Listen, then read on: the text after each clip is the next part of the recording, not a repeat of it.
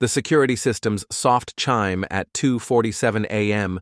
should have been my first clue, but I was too busy staring at the ceiling, counting the reasons my marriage felt like a house built on quicksand.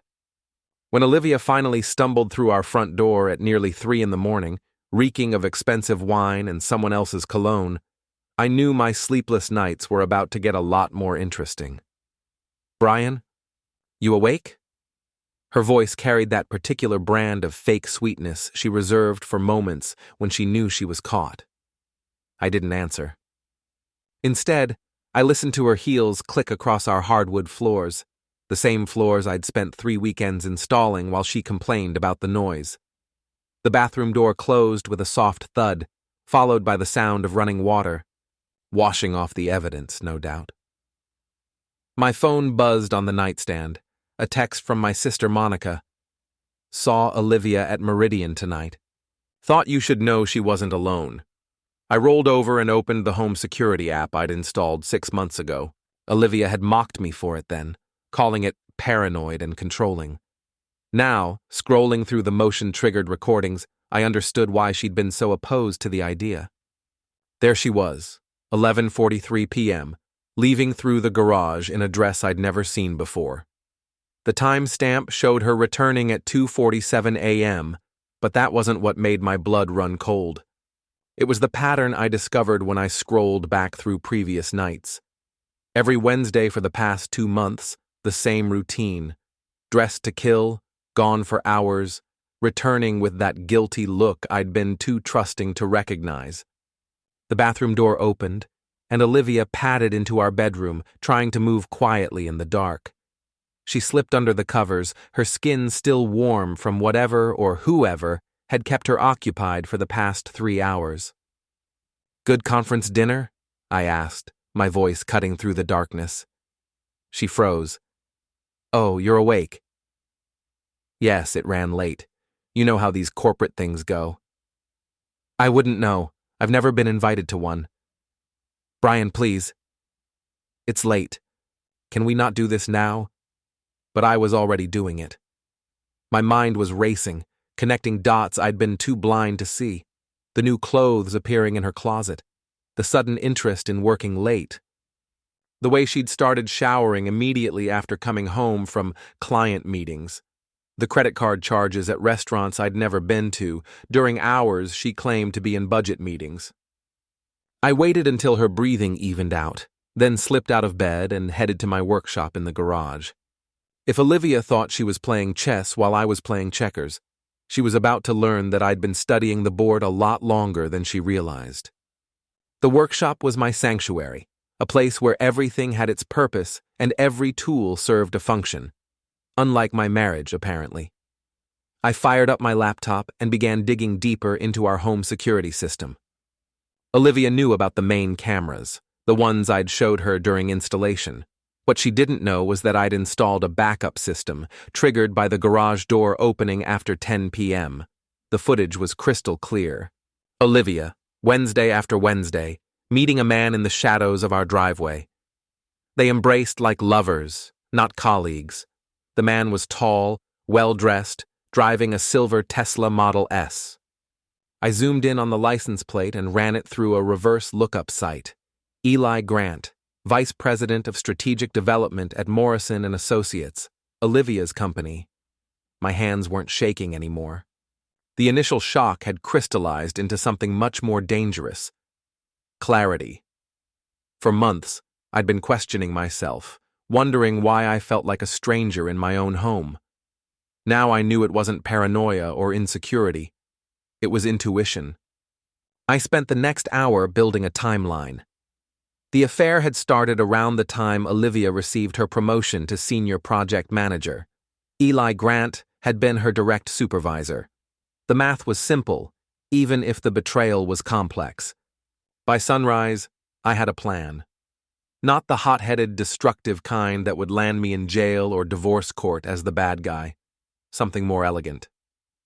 Something that would give Olivia and her boyfriend exactly what they deserved, served on a silver platter in front of everyone who mattered to them. I made coffee and waited. When Olivia emerged from the bedroom at 7:30, perfectly put together as always, I was sitting at our kitchen island with 2 cups and a smile that probably looked more predatory than friendly. "You're up early," she said, eyeing me suspiciously. "Couldn't sleep." "Kept thinking about your conference dinner last night. Must have been quite the networking opportunity." She poured cream into her coffee, avoiding my gaze. "It was productive. Eli thinks there might be some new opportunities opening up." "Eli Grant?" Her hand stilled for just a moment. "You know Eli?" "Only by reputation. I hear he's quite the charmer." "He's professional," she said quickly. Too quickly. I nodded and took a sip of my coffee. "I'm sure he is. Very hands-on management style, from what I've heard." Olivia's jaw tightened. "What's that supposed to mean?" "Nothing at all. Just making conversation about your work. You know how interested I am in your career advancement." She grabbed her purse and headed for the door. "I'm going to be late. Have a good day at the office, honey. Tell Eli I said hello." The door slammed behind her, rattling the windows. I smiled and opened my laptop. Phase 1 was complete. Now, it was time to do some real research on Mr. Eli Grant and find out exactly what kind of man my wife had chosen over me. What I discovered over the next few hours would have been amusing if it weren't so pathetic. Eli Grant wasn't just cheating with my wife. He was cheating on his girlfriend of 3 years, a woman named Jessica who regularly posted photos of their perfect relationship on social media. He had a reputation at Morrison and Associates for inappropriate relationships with subordinates, but somehow always managed to avoid HR complaints. His Tesla was leased, not owned, and his expensive condo was mortgaged to the hilt. In short, Eli Grant was exactly the kind of man who would seduce another man's wife and think he was untouchable. He was about to learn otherwise. Monica's bar, the Rusty Anchor, wasn't the kind of place where Morrison and Associates executives typically spent their evenings. It was working class, honest, and served beer in bottles rather than craft cocktails with pretentious names, which made it perfect for what I had in mind. "You look like hell," Monica said when I walked in Thursday night. The bar was nearly empty except for a few regulars watching baseball on the mounted TV. "Feel worse than I look." I slumped onto a bar stool and accepted the beer she slid across the worn wooden surface. "But I'm working on a solution." "Found out what Olivia's been up to?" I filled her in on the previous night's discoveries, watching my sister's expression grow darker with each detail. Monica had never liked Olivia, claiming she was too polished for her own good. I'd always defended my wife, but now I wondered if Monica had seen something I'd missed. "So what's the plan?" Monica asked when I finished. "Please tell me it involves public humiliation." "Better. It involves letting them humiliate themselves." I explained my research on Eli Grant, his pattern of workplace relationships, and his precarious financial situation. Monica listened with the attention of someone who'd spent 15 years bartending and had heard every variation of human stupidity. "The girlfriend doesn't know?" she asked. "Jessica thinks they're planning to move in together. Her Instagram is full of couple photos and future plans. And Olivia doesn't know about Jessica?" "I doubt it. Eli's been very careful to keep his personal life separate from his office conquests." Monica grinned. "This is going to be fun." Over the next hour, we refined the plan. Monica would use her network of service industry contacts to gather intelligence on Eli and Olivia's favorite meeting spots. I would continue monitoring their movements through the security system and start documenting everything for the grand finale. "When do you want to make your move?" Monica asked. "Next Wednesday. They're creatures of habit, and I want to catch them in their routine." "What about Olivia's friends? Ashley and that crowd from her office?" I'd been thinking about that. Ashley Chen was Olivia's closest friend at Morrison and Associates, the kind of woman who thrived on other people's drama and had never liked me. She'd been encouraging Olivia's girls' nights out and networking events for months, probably knowing exactly what was really happening. "Ashley's going to be a problem," I admitted. She'll try to warn them or spin the story to make me look like the villain. Leave Ashley to me, Monica said with a smile that reminded me why she'd been banned from 3 bars in our hometown. I have some ideas. The next few days passed in a strange state of suspended reality. Olivia continued her routine, work, gym, client dinners, while I played the role of oblivious husband. But every interaction felt like a chess match, each of us maneuvering around the truth without acknowledging it directly. Friday morning, Olivia announced she'd be working late again. Another conference dinner? I asked innocently. Strategy meeting. We're pitching a new client next week. With Eli? She paused in applying her lipstick. Among others. Well, good luck. I'm sure you'll make quite an impression. That evening I followed them. Not close enough to be spotted, but near enough to confirm what I already knew. They went to Meridian, an upscale restaurant downtown, but they weren't discussing business strategies. Even from across the dining room, their body language screamed intimacy. Eli's hand covering hers on the table. Olivia leaning in close when she spoke. The kind of touches and glances that belonged to lovers, not colleagues. I took photos with my phone's telephoto lens, then left before they finished their appetizers. I didn't need to see more. I had everything I needed for Wednesday night. Saturday brought an unexpected complication. Olivia announced that Ashley was hosting a dinner party and we were both invited. It's been too long since we socialized together, Olivia said, and I detected a note of challenge in her voice. Ashley specifically asked for you to come. I doubted that. Ashley had made her opinion of me clear on multiple occasions, usually through backhanded comments about my blue-collar background and lack of corporate ambition. But this could be an opportunity to observe the enemy camp. Sounds great, I said. I'll wear my good shirt. Olivia's smile was sharp. Perfect. Ashley's condo was everything I expected. Modern, expensive, and designed more for Instagram photos than actual living. The other guests were all from Morrison and Associates, junior executives and their spouses, people who measured success by their job titles and lease payments. Brian, Ashley greeted me with fake enthusiasm. So wonderful to see you. How's the contracting business? Construction consulting, I corrected, though I knew she'd continue calling it contracting. Business is good. People always need someone who knows how to build things properly. How practical. Her smile didn't reach her eyes. The evening proceeded exactly as I'd anticipated. Conversations about quarterly reports and office politics, peppered with subtle digs at anyone who didn't work in their corporate bubble.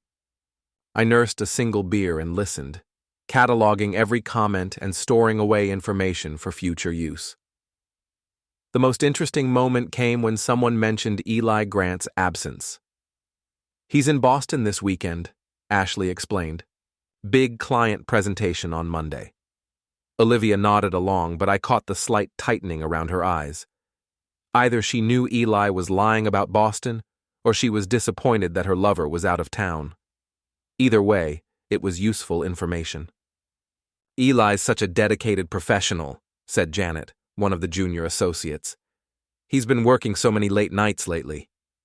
Very dedicated, Olivia agreed, and I had to admire her poker face. As the evening wound down, Ashley cornered me in the kitchen while Olivia was in the bathroom. You know, Brian, I worry about Olivia sometimes. Oh? Why's that? She's been under so much stress at work. All those late meetings and client dinners. I hope you're being supportive. The concern in her voice was about as genuine as a $3 bill, but I played along. I try to be. Marriage is about supporting each other's ambitions, right? Exactly. And sometimes that means giving each other space to grow professionally. I nodded thoughtfully. Space is important. Too much oversight can be suffocating. Ashley smiled, apparently satisfied that she'd delivered her message. What she didn't realize was that she'd just confirmed my suspicions about her role in Olivia's affair. She wasn't just enabling it, she was actively providing cover. On the drive home, Olivia was unusually quiet. "Nice evening," I said. "Ashley's friends seem ambitious. They're good people, driven. They understand what it takes to succeed." "Unlike me," Olivia sighed. "I didn't say that. You didn't have to." We rode the rest of the way in silence, but I could feel her tension like a live wire. Something was building between us, and we both knew it. The only question was who would make the first move. As it turned out, I wouldn't have to wait long to find out. Wednesday arrived with the promise of rain and the certainty of revelation. I'd spent the previous 2 days fine-tuning my plan, gathering evidence, and preparing for every possible contingency. Monica had done her part, using her network to confirm Eli and Olivia's reservation at Meridian for 8 p.m. Everything was in place. At 6:30, Olivia emerged from our bedroom dressed in a black cocktail dress I'd never seen before. She looked stunning, which made the betrayal sting even more. "Another strategy meeting?" I asked from my position on the couch. "Client dinner. The Henderson account." "Ah, yes. Very important client, I'm sure." She paused at the mirror in our foyer, adjusting her earrings. "Brian, is there something you want to say to me?" This was it. The moment of truth. I could continue playing the oblivious husband, or I could force this confrontation into the open. I chose the latter. "Just that I hope you and Eli have a lovely evening." Her hand froze halfway to her ear. In the mirror, I watched her face cycle through surprise, fear, and finally anger. What's that supposed to mean? "It means I know, Olivia. I've known for weeks." She turned to face me, and I saw her calculating her options. Deny everything? Attack me as paranoid? Try to flip the script and make me the villain? Know what, exactly? I know about the Wednesday night dinners that aren't dinners. I know about Eli Grant and his silver Tesla. I know about the new dresses and the sudden interest in working late. I know about all of it. For a moment, neither of us spoke. Then Olivia's mask slipped completely. "So what? You're going to what, divorce me? Take half of everything and crawl back to your workshop to sulk?" The venom in her voice was startling. This wasn't the woman I'd married, or maybe it was, and I'd just been too blind to see it. "I'm not going to do anything, Olivia. You've already done it all. You have no idea what you're talking about. Eli and I work together. We have legitimate business. At 2:47 a.m. in our driveway? That's some dedicated customer service." Her face flushed red. "You've been spying on me?" "I've been protecting our home." There's a difference. "You're pathetic," she spat. "Do you know what Eli says about you?" "What everyone at the office says? They call you Olivia's handyman husband. They think it's hilarious that I married someone so ordinary." Each word was designed to cut, and they did. But I'd been preparing for this moment, and I had ammunition of my own. "Is that what Eli told you? That I'm ordinary?" "He didn't have to tell me. I can see it for myself." I stood up slowly, pulling out my phone. "Before you leave for your business dinner, there's something you should see." I showed her the photos I'd taken at Meridian. Her and Eli, hands intertwined, gazing into each other's eyes like teenagers in love. "Delete those," she said immediately. "I don't think so. But here's what's interesting. I did some research on your boyfriend. Did you know he has a girlfriend? Jessica Martinez. 3 years together. She's planning their future while he's planning his next conquest." Olivia's confidence wavered for the first time. "That's not..." "Eli said they broke up months ago. Check her Instagram. Posted a photo of them together yesterday with the caption, 'Can't wait to start our new chapter together.' Doesn't look very broken up to me." I watched the doubt creep into her eyes, but she recovered quickly. "Even if that's true, it doesn't change anything between us. Our marriage has been over for years, Brian. We both know it." "Maybe. But it's interesting that you chose to handle it by sneaking around instead of having an honest conversation. Would you have listened? Really? Or would you have begged me to stay and promised to change? The accuracy of that assessment stung, but I kept my expression neutral. I guess we'll never know. Have a good dinner, Olivia. Tell Eli I said hello. She stared at me for a long moment, as if trying to figure out what game I was playing. Then she grabbed her purse and headed for the door. Don't wait up, she said. I wouldn't dream of it. After she left, I sat in the silence of our house and felt something I hadn't experienced in months. Relief. The pretense was over. The careful dancing around the truth had ended. Now we could move on to the next phase. I called Monica. She's gone. How are things on your end? Perfect. Ashley's here with two of her work friends, getting nice and loose on overpriced cocktails. They've been talking about Olivia's situation for the past hour. What kind of talk? The kind where Ashley's playing matchmaker and the other two are placing bets on when you'll figure it out. Real classy bunch. Good. Let them drink. I'll be there in an hour. Brian, you sure about this? I've never been more sure of anything in my life. I spent the next hour preparing. Shower, shave, and my best suit, the one I'd worn to our wedding. If this was going to be the end of my marriage, I wanted to look the part. The drive to the Rusty Anchor gave me time to think about what came next. In a few hours, Olivia and Eli would discover that their secret wasn't as secret as they'd believed. Ashley and her friends would learn that gossip was a two-way street, and I would finally stop being the punchline to someone else's joke. Monica was waiting when I arrived, her expression a mixture of anticipation and concern. Last chance to back out, she said. Not a chance. Is everything ready? Everything's ready. Ashley's group is in the back booth, nice and comfortable. Olivia and Eli should be finishing dinner about now. I checked my phone. 9:15 p.m.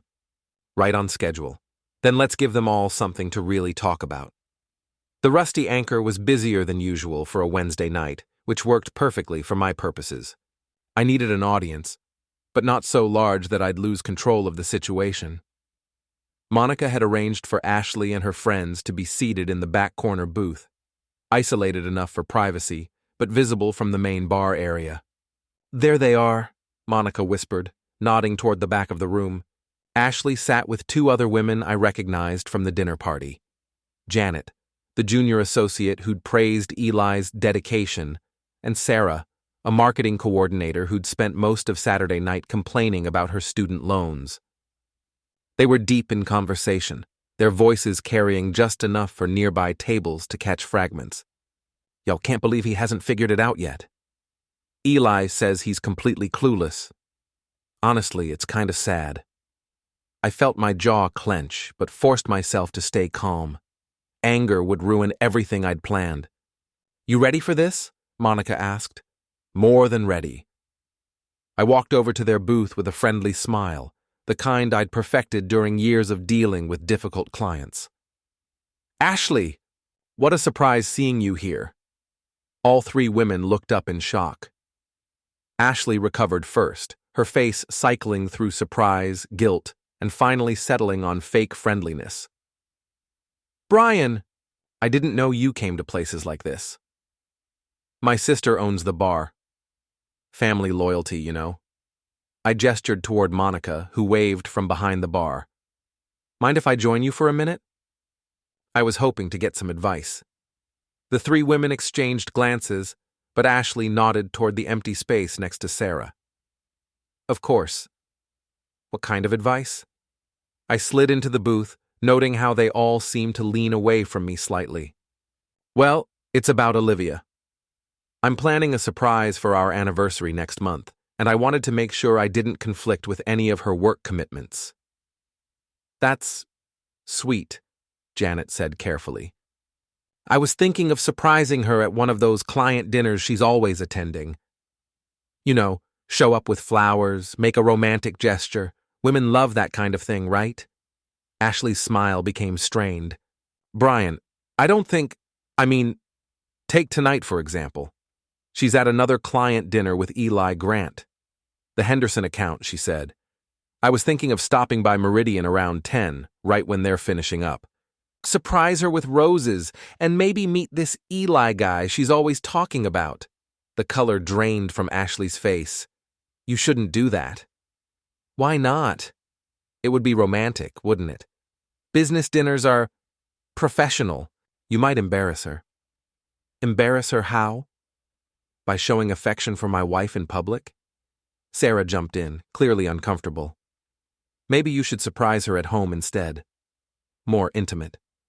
But she's never home anymore. Always working late, always at client dinners. Sometimes I feel like I barely know what's going on in her life. I let that hang in the air, watching them squirm. Janet was staring into her drink like it might provide an escape route. Sarah kept glancing toward the exit. Ashley was trying to maintain her composure, but I could see the panic in her eyes. You know what? I continued. Maybe I should call Eli directly. Get his opinion on the surprise. I'm sure he'd be happy to help me plan something special for Olivia. No, Ashley said quickly. I mean, you shouldn't bother him. He's very busy with work. Too busy to take a quick call from his colleague's husband? That seems odd. Monica appeared at our table with a fresh round of drinks. Everything okay over here? Just getting some advice from Olivia's friends, I said.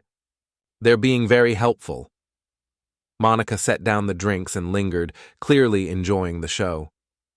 That's nice. Olivia's lucky to have such caring friends. They really are. In fact, Ashley was just telling me how much she knows about Olivia's work schedule.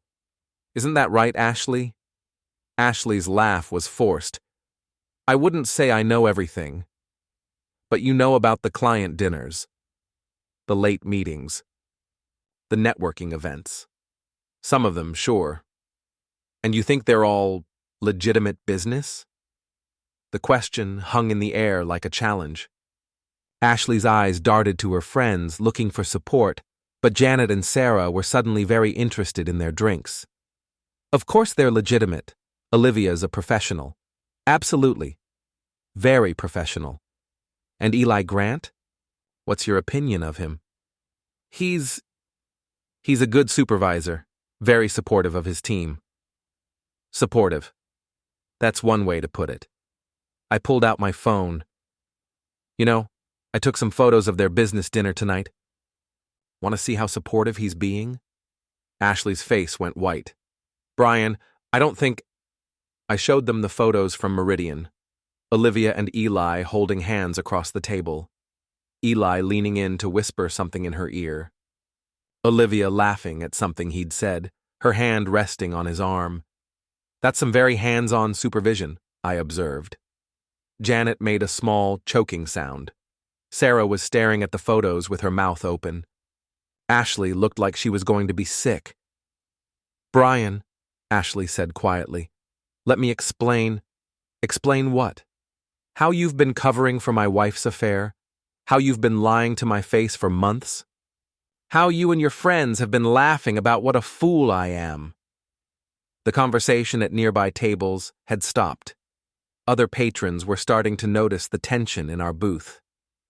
It's not like that, Ashley protested. Really? Because from where I'm sitting it looks exactly like that. I raised my voice just enough to ensure our audience could hear clearly. It looks like my wife has been cheating on me with her boss, and her friends have been helping her cover it up. Please keep your voice down, Sarah whispered. Why? Afraid people might hear the truth? Monica reappeared with a pitcher of beer and started refilling glasses at nearby tables, moving slowly to catch every word. The truth, I continued, is that Olivia has been having an affair with Eli Grant for months. The truth is that all of you knew about it. The truth is that you've been treating me like a joke while helping my wife destroy our marriage. Ashley was crying now, mascara running down her cheeks. We didn't mean for it to happen this way. How did you mean for it to happen? She was going to tell you. Eventually. When? After they got married? After I found out on my own? Or were you planning to keep me in the dark forever? Janet finally found her voice. We thought maybe it would just run its course, that she'd come to her senses. So you decided to let me live a lie while you waited to see what would happen? We were trying to protect you, Sarah said weakly. Protect me? By helping my wife cheat? By laughing about how clueless I am? That's your idea of protection? The entire bar was listening now. Conversations had stopped, and all eyes were on our booth. I could feel the weight of their attention, and I knew this was the moment I'd been building toward. Here's what's going to happen, I said, standing up from the booth. I'm going to Meridian right now. I'm going to walk up to their table and introduce myself to Eli Grant. I'm going to thank him for taking such good care of my wife. Brian, please, Ashley started, and then I'm going to ask him about Jessica Martinez, his girlfriend of 3 years. The one who thinks they're planning a future together while he's busy seducing married women. Ashley's eyes went wide. Jessica? You didn't know about Jessica? How interesting. I wonder what else Eli hasn't told you about his personal life. I pulled out my phone and showed them Jessica's Instagram profile. Photos of her and Eli from just days earlier, captions about their relationship and future plans. Looks like everyone's been keeping secrets, I observed. Eli from Jessica, Olivia from me, you from Olivia, about what kind of man she's really involved with. Janet was staring at the phone in shock. She has no idea? None, but she will after tonight. I headed toward the exit, leaving the 3 women in stunned silence. Behind me, I could hear the buzz of conversation starting up again as other patrons began discussing what they'd just witnessed. Monica caught up with me at the door. You sure about this next part? Absolutely. It's time everyone stopped lying to everyone else. What do you want me to do about them? She nodded toward Ashley's table. Nothing. They'll spread the story themselves. By tomorrow morning, everyone at Morrison and Associates will know exactly what kind of man Eli Grant really is. I stepped out into the night air, feeling lighter than I had in months. Phase 1 was complete. Now it was time for the grand finale. Meridian was exactly as I remembered it. Dim lighting, expensive wine, and the kind of atmosphere that made people feel sophisticated while they made terrible decisions. I spotted Olivia and Eli immediately, seated at a corner table that provided them with privacy and an excellent view of the restaurant's entrance, which meant they saw me coming. Olivia's face went through a series of expressions: surprise, fear, anger, and finally resignation. Eli looked confused at first, then annoyed as he realized who I must be. Brian, Olivia said as I approached their table. What are you doing here? Having dinner. I hear the food is excellent. I pulled out the empty chair at their table and sat down without being invited. You must be Eli Grant. I'm Brian Keller, Olivia's husband. Eli recovered his composure quickly, extending his hand with practiced corporate charm. Brian, Olivia's told me so much about you. I shook his hand, noting the expensive watch and manicured nails. Funny, she's told me almost nothing about you. But I've learned quite a bit on my own. Brian, this is inappropriate, Olivia hissed. We're in the middle of a business dinner. Are you? Because from the photos I took earlier, it looked more like a romantic date. Eli's smile faltered. Photos? I showed them both my phone, scrolling through the images I'd captured. Their body language, the intimate touches, the way they looked at each other, it was all there in digital clarity. These are quite good, don't you think? Very artistic. The lighting really captures the mood. You followed us here? Olivia's voice was rising, drawing attention from nearby tables. I followed my wife to what she claimed was a business dinner. Imagine my surprise when I discovered it was actually a date. Eli leaned forward, trying to regain control of the situation. Brian, I think there's been a misunderstanding. Has there? Because I'm pretty sure I understand perfectly. You're sleeping with my wife, and she's been lying to me about it for months. Several nearby diners had stopped eating to listen. The waiter approaching our table hesitated, clearly unsure whether to interrupt or retreat. "Please keep your voice down," Eli said through gritted teeth. "Why?" "Worried about your reputation? Speaking of which, how's Jessica?" Eli went very still. "What?" "Jessica Martinez, your girlfriend of 3 years. The one who posted photos of you two together yesterday with captions about your future plans." I watched the blood drain from Eli's face as Olivia turned to stare at him. "Girlfriend?" Olivia's voice was dangerously quiet. "Olivia, I can explain." "Explain what?" "That you've been lying to me about being single? We broke up. It's complicated." "Complicated?" I interrupted, pulling up Jessica's Instagram on my phone. "This doesn't look complicated. This looks like a woman who thinks she's in a committed relationship." I showed them both the screen. Photos of Eli and Jessica from the weekend, captions about apartment hunting and wedding planning. Jessica's most recent post, from just hours earlier. "Missing my man while he's away on business. Can't wait for him to get home tomorrow." Olivia was staring at the phone like it might explode. "You told me you were single. You said you'd never found the right person to settle down with." "I was going to break up with her." "When? After you got tired of me too?" The waiter finally approached, clearly uncomfortable. "Is everything all right here?" "Perhaps I should—" "Everything's fine," I said pleasantly. "We're just having a family discussion. Could we get another wine glass? I think I'll be staying for dessert." The waiter retreated quickly, probably to alert the manager about the brewing drama at table 12. Eli was trying to salvage the situation. "Olivia, you have to understand. Jessica and I have been together for a long time. It's not easy to just end a 3-year relationship," Olivia finished. "No, I imagine it's much easier to just cheat on her instead." "Like you cheated on me," I added helpfully. Olivia turned her fury on me. "Don't you dare take the moral high ground here, Brian. Our marriage has been dead for years." "Has it?" "Because I don't remember having that conversation. I remember you sneaking around behind my back and lying to my face, but I don't remember us actually discussing the state of our marriage. What was I supposed to do? Tell you I was unhappy and listen to you promise to change? Go through months of counseling and false hope? You were supposed to be honest. You were supposed to treat me with enough respect to have a real conversation instead of making me feel crazy for months." Eli was looking back and forth between us like a spectator at a tennis match, clearly realizing that his romantic evening had turned into something much more complicated. "Look," he said, "maybe we should all take a step back." "Should we?"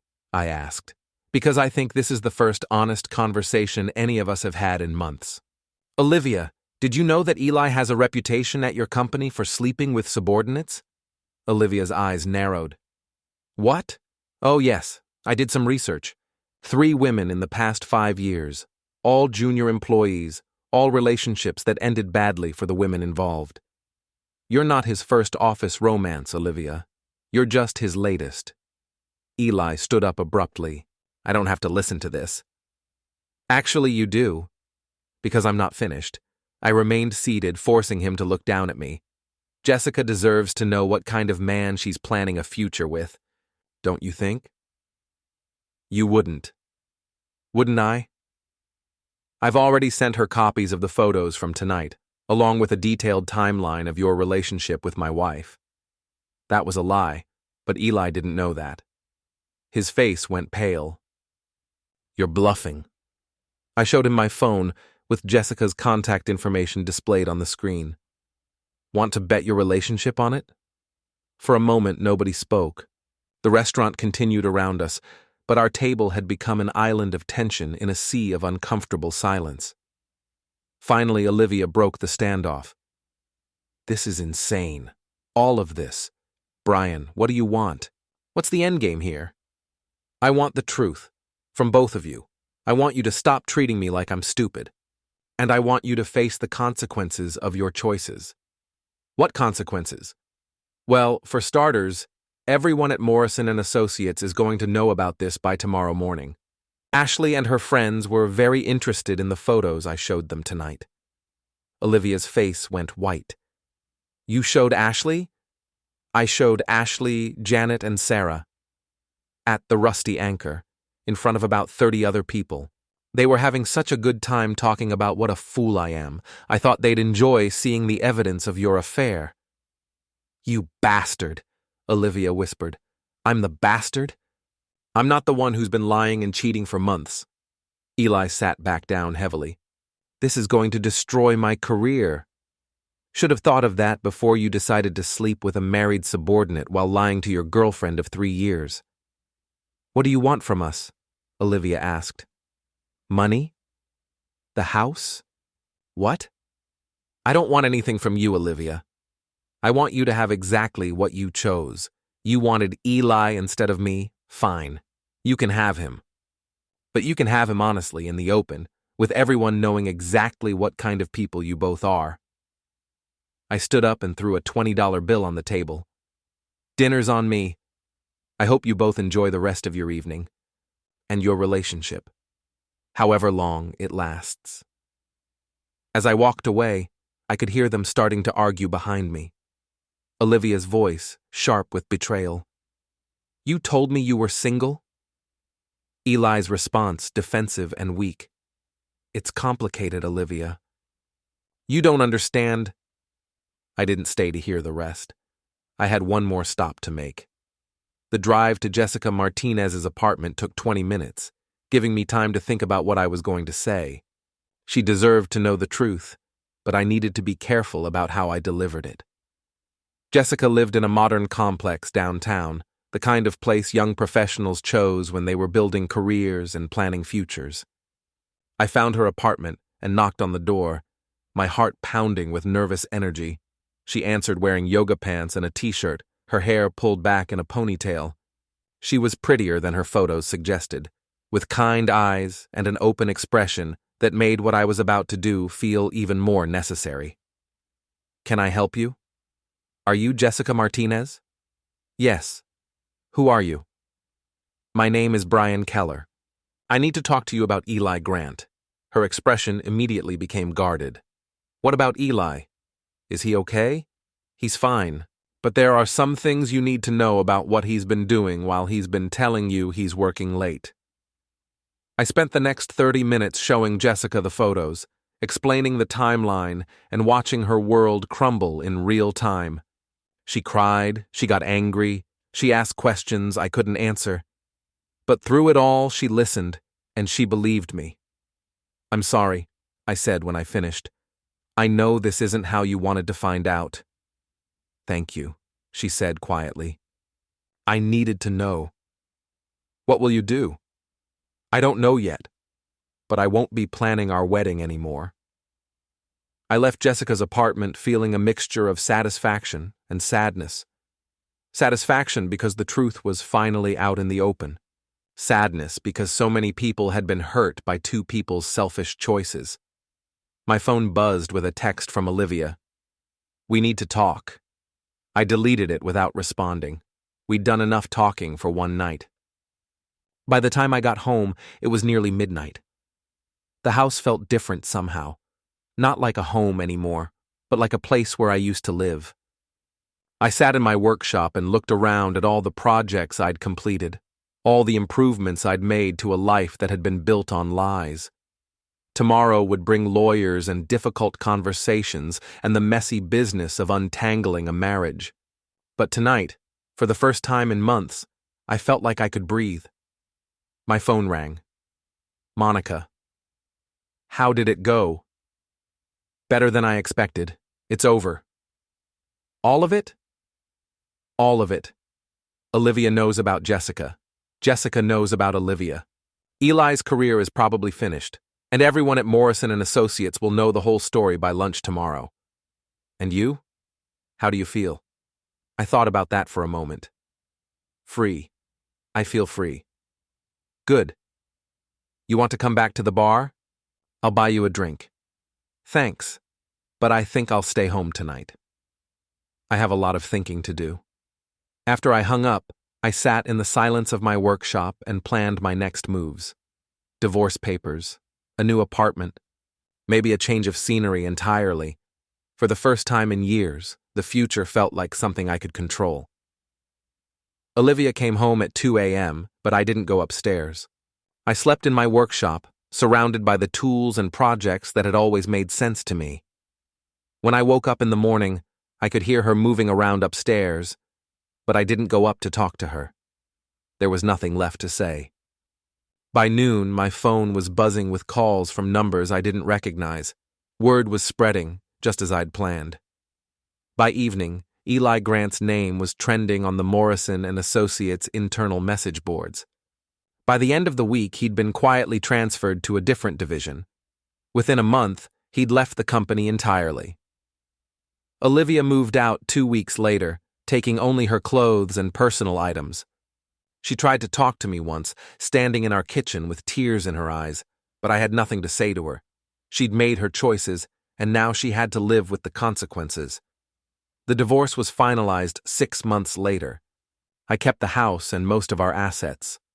Olivia didn't fight it. She was too busy dealing with the wreckage of her reputation and the collapse of her relationship with Eli, which had lasted exactly 3 weeks after our confrontation at Meridian. I heard through Monica that Ashley had been let go from Morrison and Associates for creating a hostile work environment. Apparently, her role in covering up the affair hadn't gone over well with HR once the full story came out. A year later, I sold the house and moved to a smaller town in Vermont, where I started a new construction business and met a woman named Kate who owned a local bookstore. She was honest, kind, and had never heard of Olivia Keller or Eli Grant. Sometimes people ask me if I regret how I handled things that night at Meridian, if I think I went too far, or if I should have tried to save my marriage instead of destroying it so publicly. The answer is always the same. I didn't destroy my marriage. I just refused to keep pretending it still existed.